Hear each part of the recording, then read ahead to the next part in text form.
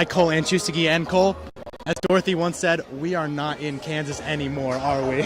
You're right, Sean. We're not in Kansas anymore. We are in the Capital One Arena awaiting the GW Colonials to go against the Temple Owls. Should be an intriguing matchup, and we have a lot to unpack. Well, but you know, Cole, as a college player, this is the game that you always look forward to, being able to play on a court that many of your favorite NBA stars got to play on. So hopefully those players are really jumping into this matchup, Cole. And looking at GW as a team, we've been kind of underwhelmed with their 3-4 start to the season so far. They've definitely played against some tough competition in teams like Florida State and Xavier, but you know, they also had a tough loss to a Rider team that they should have beaten, and in some of those other games against teams like Morgan State, you know, they really didn't beat some of those teams as resoundingly as we would have hoped they had. And one thing that we have taken issue with, and we've talked about this before, but it's been the play of Jair Bolden. He's been a slashing scorer, and that's fine, but he needs to get other players involved. Yeah, and he's taken a ton of shots, Cole. Actually, in some of these tough losses, both in the Florida State and Xavier games, he shot 6 for 15 from the floor, 6 for 22 from the floor,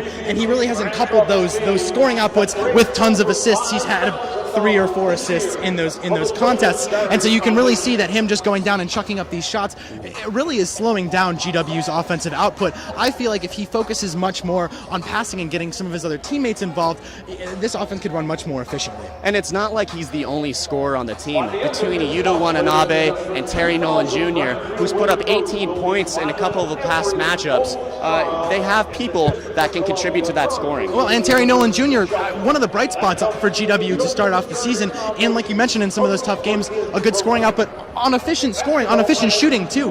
He shot well above 50% from the floor, actually in both of the Xavier and the Florida State games. So showing that, you know, he can do a lot with limited opportunities, and if Jair really just gets him involved a little bit more, you know, who knows how much he can score. And the play of Yuta has been great too. He put up 26 against Morgan State, so he's been an offensive force that's been reckoned with.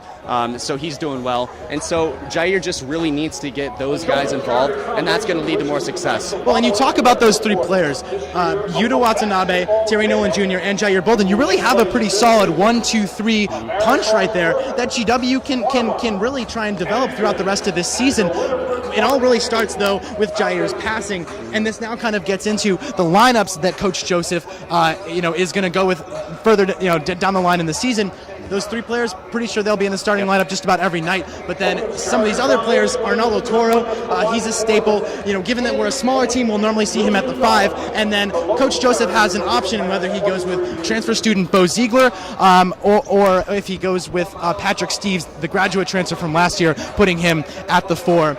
With Bo Ziegler, you get a little bit more defensive versatility. With that lineup, you have kind of a small ball lineup that could be very effective. But what I think that they need to do against bigger teams, like this Temple team, as we'll get into in a minute, he really needs to go with a bigger lineup with Steves because they're going to need to control the glass. Now, personally, I like the Ziegler lineup because it gives them more versatility in transition, and I think that's what GW needs. We talked about Jair's passing. Having a dynamic 4 will help enable to do that, and I think that would be most effective in this game against Temple. Well, and that's something we're going to see, Cole, and tip off just about 10 minutes from now. We're going to see the lineup that Coach Joseph decides to go with. But now looking at this Temple team a little bit and looking at some of the keys that GW needs to execute on in order to have a shot at winning this game, the first thing that jumps off the page about this Temple team is their height. They are a very, very tall team. Their starting 5 respectively, or the 5 players that have gotten the most playing time so far this season, we'll see in a minute if that's actually their starting 5 though. 6'8", 6'4", 6'3", 6'10", and 6'11", respectively. An incredibly tall lineup. They all rebound really well. All those players average more than 4 rebounds a game. And they can also put the ball in the basket extremely well, too. Between their dynamic duo of Quentin Rose and Chiz Alston Jr., they can be extremely effective on the offensive side of the ball. Well, and something I think we're going to look at is what defensive rotations and defensive schemes GW goes with to start off this game. Again, we touched on that's kind of depends on the lineup that Coach Joseph's going to go with. What I would like to see, though, I would like to see them put Yuta man-to-man on Quentin Rose. They're both similar players, long, lanky, athletic. I want to see if Yuta can shut down Quentin Rose. And then they have to pack the paint. They should use a 2-2 zone and really make sure that they're enforcing their defense right in the paint where Temple likes to get majority of their points. I agree with you, Cole. I think that, in order for GW to have a shot at winning this game, they need to make Temple beat them with their 3-point shooting. Temple, a decent 3-point shooting team, nothing that jumps off the page to you. They have some good shooters like Quentin Rose, but the GW needs to make Temple beat them with their 3-point shooting. Again, we said this Temple team, a very, very strong rebounding team. They probably live off of second chance points in the paint. GW cannot give those up today if they want to have a shot at winning. So it should be an intriguing matchup. We'll be coming back to you at halftime with stats, analysis, and much more, so stay tuned.